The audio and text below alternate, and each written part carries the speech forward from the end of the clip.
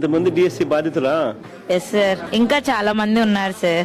నాకు అదే ఆశ్చర్యం అనిపిస్తుంది నాకైతే.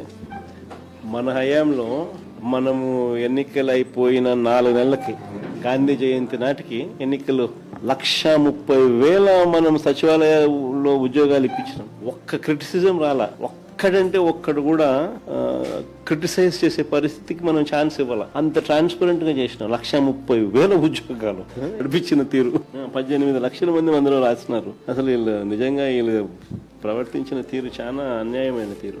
నేను ఒక ప్యానెల్ క్రియేట్ చేస్తాం జగదీష్, ఇది అయిపోయినాక డీల్ చేసే దానికోసం మన లీగల్ సైడ్ నుంచి మన లాయర్లు ఎవరైతే, మన సీనియర్ అడ్వకేట్లు ఎవరైతే మన దగ్గర ఉన్నారో, సుధాకర్ రెడ్డి, మనం వీళ్ళందరినీ కూడా తీసుకొని వచ్చి ప్యానెల్ క్రియేట్ చేసి ఇక్కడ కల్పనమ్మను, చంద్రశేఖరన్, ఎమ్మెల్సీలు మన పార్టీ తరఫున, టీచర్లు ఎమ్మెల్సీలు ఎవరైతే ఉన్నారో వీళ్ళని కూడా తీసుకొని వచ్చి ఆ కమిటీలో పెట్టి ఇక్కడ మీకు అందుబాటులో ఉండేట్టుగా చేస్తాం.